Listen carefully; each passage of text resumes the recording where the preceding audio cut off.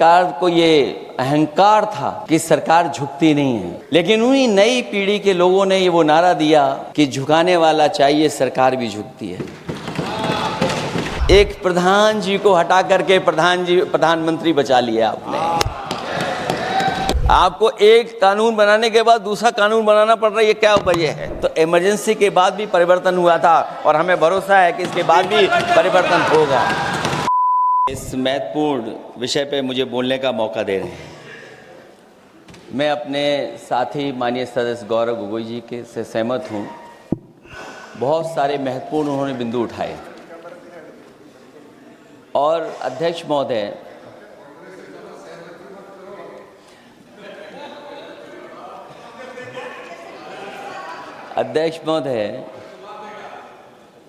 मुझसे ज़्यादा मेरे रिश्ते शायद हमारे विपक्ष के लोग ज़्यादा जान रहे हैं, और जितना विपक्ष के लोग नज़र रखेंगे मैं समझता हूँ उतना रिश्ते और मजबूत हो जाएंगे।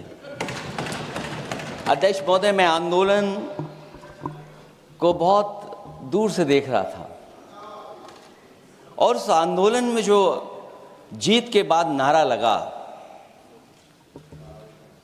एक नारा लगा अध्यक्ष महोदय, सरकार के खिलाफ नारा लगा कि सरकार को ये अहंकार था कि सरकार झुकती नहीं है, लेकिन उन्हीं नई पीढ़ी के लोगों ने ये वो नारा दिया कि झुकाने वाला चाहिए, सरकार भी झुकती है। और सरकारों को झुकाना भी नौजवानों को आता है। सरकार झुकी और स्वीकार किया उन्होंने। जो करोड़ों नौजवान जो मांग कर रहे थे कि सबसे पहले जो मंत्री जी हैं वो इस्तीफा दें, और बिंदु दूसरे अलग हैं जो हम लोगों को जानकारी में मिल रहा है। अध्यक्ष महोदय, सरकार हर विषय पर स्वीकार किया है, लेकिन पता नहीं अध्यक्ष महोदय ये बात समझ में नहीं आ रही है कि सदन में उन आश्वासनों को क्यों नहीं रख रही है सरकार, जो सहमति बनी है।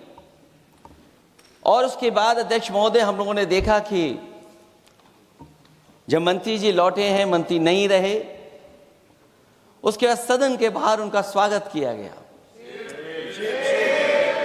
अध्यक्ष महोदय, जो स्वागत हुआ उसके लिए हमें कोई शिकायत नहीं है, लेकिन माननीय सदस्यों को कितनी बड़ी राहत मिली होगी, कितने बड़े संकट से बचाया उन्होंने।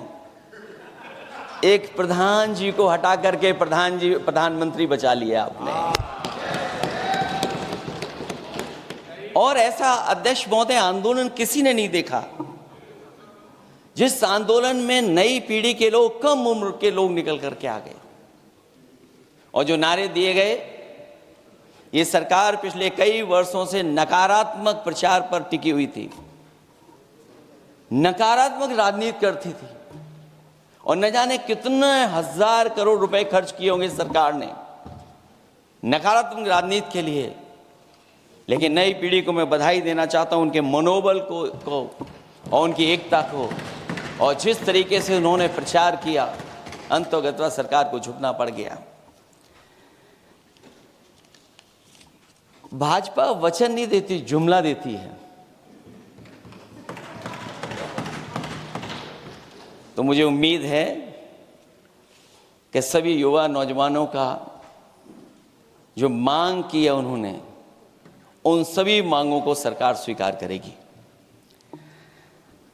और सरकार ये भी स्वीकार कर लिया होगा कि कोई दल मजाक में बना तो कितनी बड़ा दल बन गया।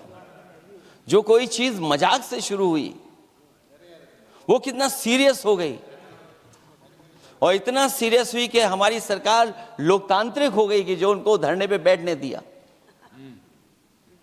सरकार लोकतांत्रिक थी कि उन्हें धरने पर बैठने दिया। हमने वो भी समय देखा है कि जहां पर धरने पर नहीं बैठने दिया, वर्षों वर्ष लोग बैठे रहे धरने पर, उनकी सुनी नहीं गई। इसी दिल्ली को घेरा था किसानों ने, और सरकार को लगा कि चुनाव आ गया तो सरकार ने तीनों काले कानून वापस ले लिए। जब सरकार घबरा जाती है, डर जाती है, तो सरकार स्वीकार कर लेती है। इसीलिए वो नारा मुझे अक्सर याद आता है कहीं कि झुकाने वाला चाहिए, सरकार भी झुकती है। जो विषय लाया गया है कि prevention of unlawful means act, सरकार को कम से कम ये बताना चाहिए था कि 2024 में जब ये लेकर के आए थे तो आज 2026 में कैसे पेपर लीक हो गया। और केवल गिनती के 1-2 पेपर लीक नहीं हुए हैं, ये ऐसा आंदोलन रहा जिसमें माँ बाप और नई पीढ़ी के लोग सब जुड़ गए। अगर हम ये माने कि 20 लाख बच्चों ने परीक्षा लिखी थी और उनके घर परिवार के सदस्यों को हम इसमें जोड़ दें, दादा दादी, माँ बाप और परिवार का कोई सदस्य, तो 5 लोग प्रभावित थे। और 5 गुणा 20, 1 करोड़ लोग नाराज हुए सरकार से। और अक्सर हम पॉलिटिकल लोग हैं, हम लोग जानते हैं जब कभी आंदोलन करते हैं तो कितनी तैयारी करानी पड़ती है, गाड़ियों का इंतजाम, खाने का इंतजाम और इंतजाम। लेकिन ये पहला आंदोलन देखा कि जिसमें माँ बाप भी जुड़ गए और कहा कि जाओ बच्चों आंदोलन करो, हम आपके साथ हैं। ये पहला आंदोलन ऐसा देखने को मिला है। और केवल दिल्ली में नहीं हुआ ये, केवल दिल्ली में नहीं हुआ ये। अगर ये बात गलत है, अगर ये बात अध्यक्ष महोदय गलत लग रही है तो देश के होम मिनिस्टर साहब को ले आइए, वो सब एक्सप्लेन कर देंगे।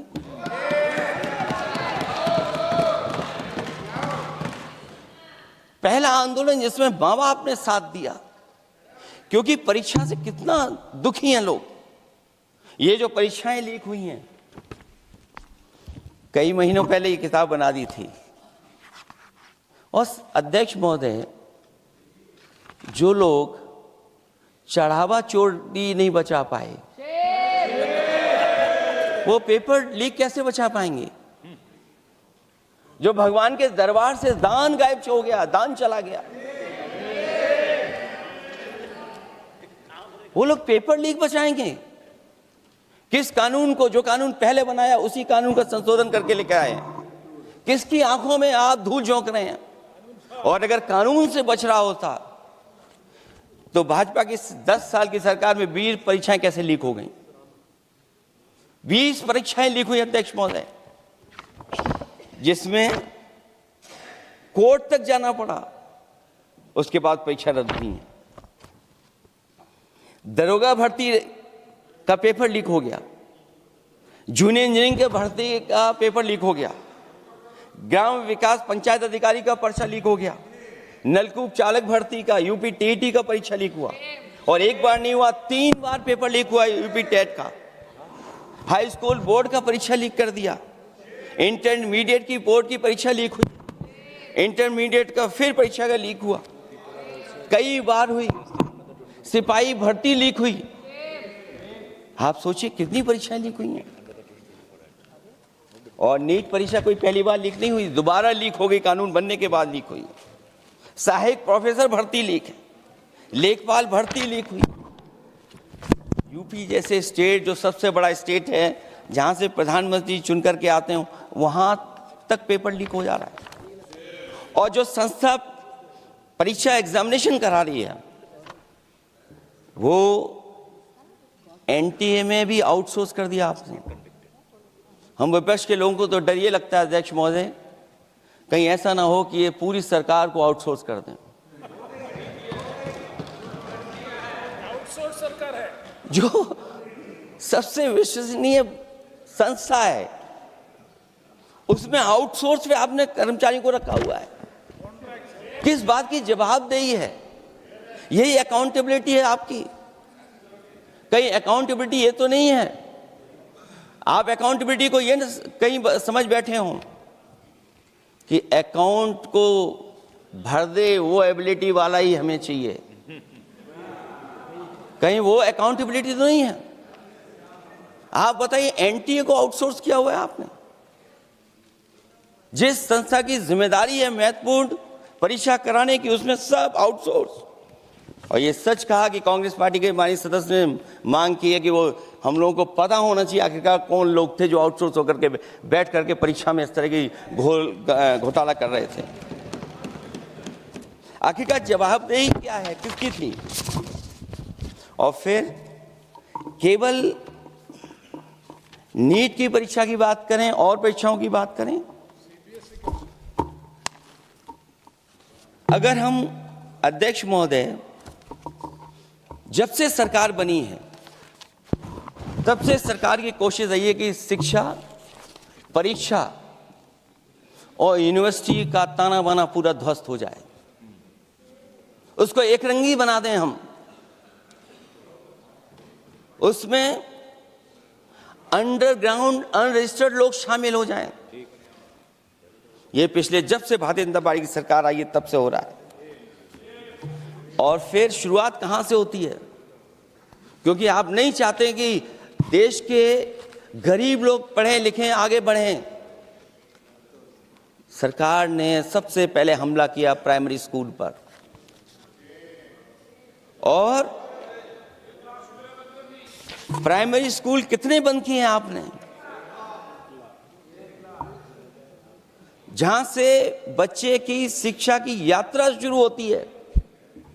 एक गरीब परिवार का बेटा, बच्चे कहां से पढ़ करके निकलते हैं? सबसे पहले प्राथमिक शिक्षा सरकारी स्कूलों से पढ़ करके निकलते हैं। हमारे बहुत सारे माननीय सदस्य होंगे, वो उन्हीं प्राथमिक विद्यालयों से पढ़ करके आज इस सदन तक पहुंचे होंगे। आपने सबसे पहले स्कूलों पे हमला किया, और प्राइमरी से लेकर के नौकरी तक पे आपने हमला किया है। युवाओं के भविष्य पर आपने चोट पहुंचाने का काम किया है। और जो प्राइमरी स्कूल जो आपने बंद किए हैं, वो इसीलिए बंद किए हैं आपने कि पिछड़े, दलित और गरीब के वर्ग के परिवारों के बच्चे पढ़ लिख न जाएं। क्योंकि आज भी अगर हम देखते हैं प्राइमरी स्कूल में कौन पढ़ने जा रहा है? सबसे समाज के गरीब परिवार के बच्चे पढ़ करने जा रहे हैं। सबसे पहला हमला आपने वही किया, और इसीलिए किया क्योंकि नींव पर ही अगर हमला होगा तो ये आगे नहीं बढ़ पाएंगे। जो आंकड़े सरकार के बताए गए हैं, 1 लाख से ज्यादा सरकारी प्राइमरी स्कूल बंद कर दिए सरकार ने। और अगर ये बात गलत है तो हमें उम्मीद है सरकार इस पर भी जवाब देगी। और अगर हम आंकड़े निकालें तो जो आंकड़े दिखाई दे रहे हैं, यूपी में सबसे ज्यादा प्राइमरी स्कूल बंद हुए हैं। और ये सरकार के आंकड़े हैं कि 7 लाख से ऊपर विद्यालय थे जो अब 6 लाख रह गए हैं। और यूपी में तो सबसे ज्यादा बंद हुए हैं। उत्तर प्रदेश में 26,386 सरकारी प्राइमरी स्कूल बंद कर दिए सरकार ने। और केवल प्राइमरी स्कूल बंद नहीं किए हैं, नौकरी पे भी हमला किया है। 69,000 शिक्षक भर्ती को लेकर के बड़े पैमाने पर घोटाला किया गया। और घोटाला इतना बड़ा है कि वो सभी कोर्टों में गए हैं और पिछले कई वर्षों से आंदोलन कर रहे हैं। कोई स्थान नहीं बचा अध्यक्ष महोदय जहां पर वो शिक्षक भर्ती के लोग न गए हों। मंत्रियों के यहाँ गए हैं, आंदोलन किया है, हाई कोर्ट गए हैं, सुप्रीम कोर्ट गए हैं। लेकिन देखिए सरकार भी कमाल की है कि सरकार उनको नौकरी नहीं देना चाहती। और इसलिए नौकरी नहीं देना चाहती है क्योंकि उन्होंने भर्ती गलत की है, और भर्ती में जिन लोगों का अधिकार छीना है वो सबसे ज़्यादा पिछड़े और दलित परिवार के बेटे, जिनका अधिकार इस सरकार ने छीना है। और ये अगर बात नहीं ठीक है तो हमें उम्मीद है कि सरकार इसका भी जवाब देगी। माध्यमिक स्कूलों को भी बंद किया जा रहा है, और बड़े पैमाने पे स्कूल बंद हुए हैं। और जो बोर्ड की परीक्षाएं लीक हुई हैं, पूरे देश में बड़े पैमाने पर बोर्ड परीक्षाओं के पेपर लीक किए गए हैं। अध्यक्ष महोदय, हम जानना चाहते हैं कि आखिरकार 10वीं और 12वीं के पेपर लीक क्यों हो रहे हैं? 10वीं और 12वीं के पेपर लीक क्यों हो रहे हैं? इसके लिए अगर कोई सरकार के पास जवाब हो तो बताएं।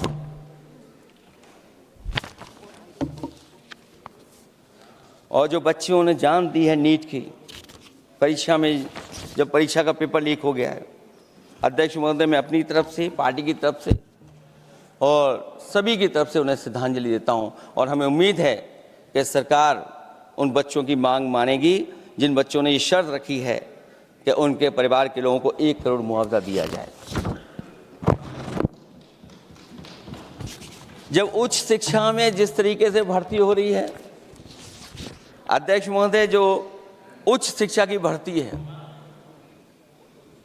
उसमें जो अपॉइंटमेंट हो रहे हैं उनके बारे में तो क्या चर्चा करें कि जब संस्था पे सबसे ऊपर बैठा व्यक्ति ही अन्याय करेगा तो पूरी संस्था में अन्याय होगा। जब से ये सरकार आई है, जो बड़ी बड़ी संस्थाएं हैं उन सब संस्थाओं में एक रंगी लोगों को बैठा करके उन संस्थाओं को ध्वस्त करने का काम कर रहे हैं, और न केवल उन संस्थाओं को खराब कर रहे हैं बल्कि अध्यक्ष महोदय, उत्तर प्रदेश में एक स्वतंत्र सेनानी, उनके नाम पर यूनिवर्सिटी बनी, मौलाना जौहर यूनिवर्सिटी। यूनिवर्सिटी बनकर के तैयार हो गई। इन्होंने कोई सरकारी यूनिवर्सिटी नहीं बनाई, और अगर कोई प्राइवेट यूनिवर्सिटी बन भी गई है तो उसको भी हथौड़ा लेकर के तोड़ने की तैयारी कर रहे हैं ये लोग। ये नफरत की राजनीति कहां लेकर के पहुंचा देगी। और जब से बीजेपी की सरकार आई है तब से नफरत की राजनीति और दूसरे लोगों के साथ किस तरह का व्यवहार हो रहा है, उन्हें कहीं भी न्याय तक नहीं दिला पाई सरकार। और जब नौकरी की बात आ जाए तो अध्यक्ष महोदय, अग्निवीर भर्ती में भी जो हर साल में कितनी भर्ती होती थी, कभी 80,000 भर्ती हुआ करती थी, अब भर्ती केवल 10,000 हो पा रही है। आखिरकार अध्यक्ष महोदय, सरकार नौजवानों की पढ़ाई और नौकरी पे हमला क्यों कर रही है, और नौकरी पे हमला क्यों हो रहा है?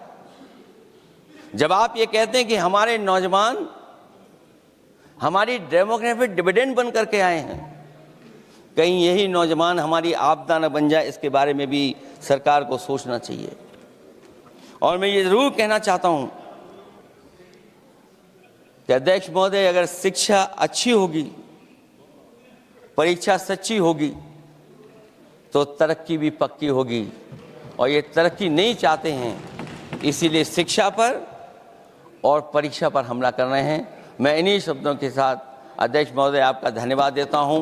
और जो बिल लेकर के आए हैं आप, बिल तो 24 में भी लेकर के आए थे आप, जो 24 में बिल लेकर के आए थे उसके बाद नीट परीक्षा का पेपर लीक क्यों हो गया, ये आप बता देना मंत्री जी।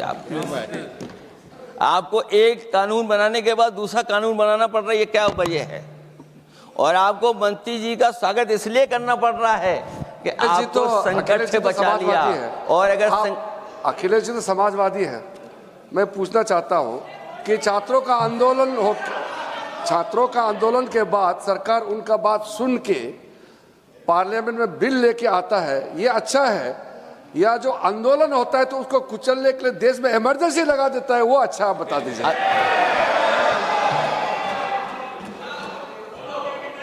अध्यक्ष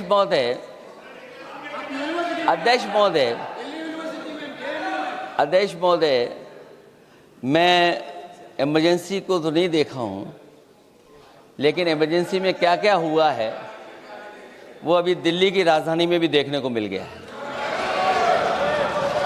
आंसू के गैस के गोले और लकड़ी में लगा हुआ कुछ कील का और कांटे की चीजें, उस समय करंट नहीं लगाया जाता था, इस बार करंट लगाया गया है। तो ये इमरजेंसी के बराबर ही हुआ है हमला, कम नहीं है। इमरजेंसी से कम अन्याय नहीं कर रहे हैं आप लोग। और याद करिए अध्यक्ष महोदय, अगर इमरजेंसी इन्हें याद आ गई है, अगर इमरजेंसी अध्यक्ष महोदय ने याद आ गई है, तो इमरजेंसी के बाद भी परिवर्तन हुआ था और हमें भरोसा है कि इसके बाद भी परिवर्तन होगा। और अध्यक्ष महोदय, मैं आखिरी में कहना चाहता हूं, कानून से नहीं, नियत साफ होगी तब नीट का परीक्षा साफ होगी। सवाल कानून का नहीं है, आपकी नियत साफ नहीं है। और जिस समय आपकी नियत साफ होगी तो परीक्षा भी साफ हो जाएगी। और हमारे साथी जो कुछ और बातें उठा रहे हैं, आज मौका नहीं है, आज मौका नहीं है, लेकिन आपको भगवान भी माफ़ नहीं करेंगे क्योंकि आप चढ़ावा चोरी में शामिल हुए हैं। और चढ़ावा ही नहीं, जो गुप्त दान था वो भी चोरी हुआ है, गुप्त दान। और ये पाप की श्रेणी में नहीं आता है, महापाप की श्रेणी में आता है।